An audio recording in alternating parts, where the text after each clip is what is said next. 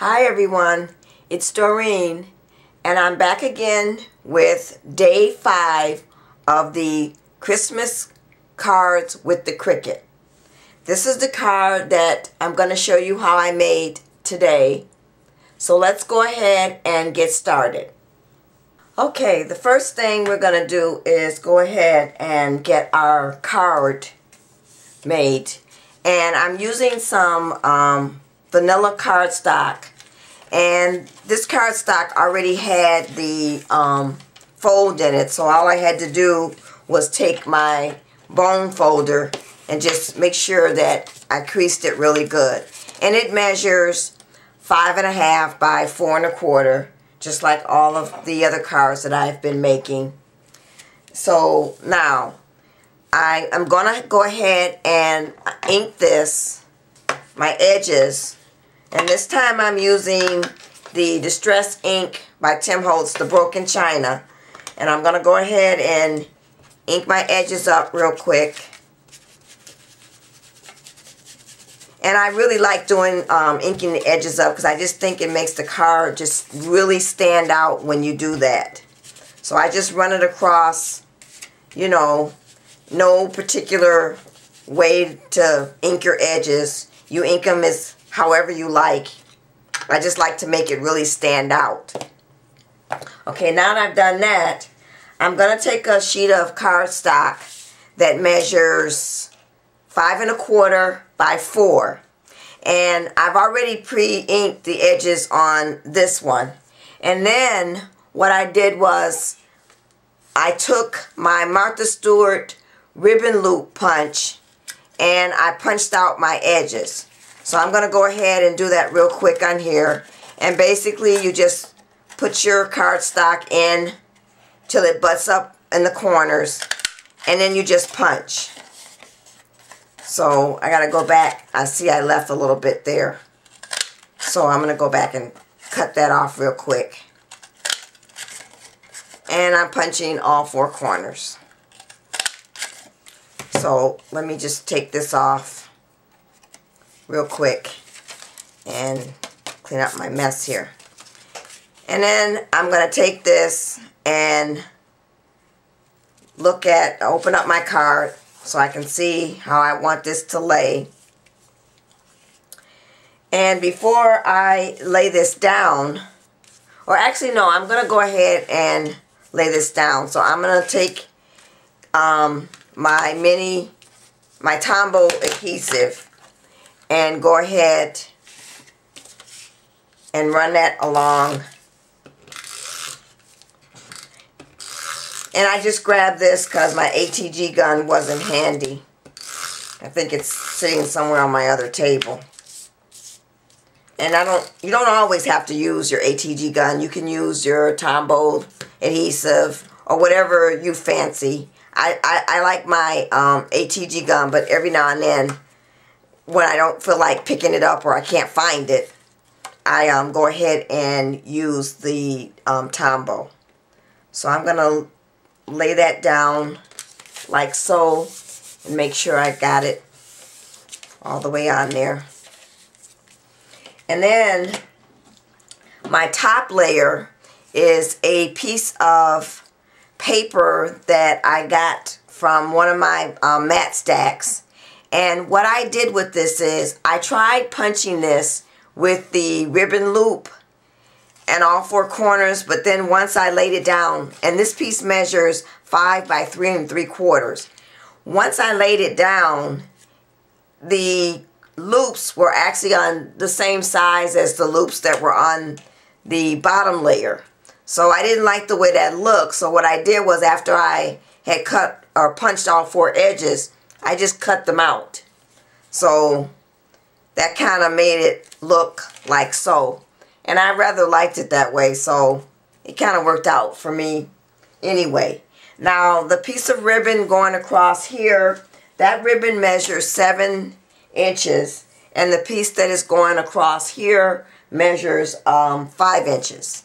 So let's go ahead and put this piece down. And I did also run this through my Cuttlebug folder using my color bug, and it's the snowflake. So let me finish taping this up. And then after I ran it through, before I put the ribbon on, I also inked the edges on this as well. And when I put my ribbon on, I just taped it on each end. So now I'm going to put this down right here. And just go ahead and lay that down. And then the other thing I did was I took and I made the snowball or snow globe. And this snow globe is on page 50 of the Joys of the Season. And it is this globe right here. Now what I did was I cut the globe out twice, because I wanted it to be heavy, and the cardstock that I was using wasn't that heavy, and I wanted it to be that way, so that's why I cut it twice. And then I glued those two together. And then for the snowflake piece, I cut out, and oh, by the way, I cut the snow globe at 3.25 on my gypsy, or 3 1/4 if you don't have the gypsy. And then the top layer, the snowflake layer, I cut that at 3 1/4 as well. But what I did was, because these two are connected together, are cut out together, I didn't want that second piece. And let me zoom in so you can see what I'm talking about. It's this piece right here. It cuts two of those, and I only wanted just the blackout one.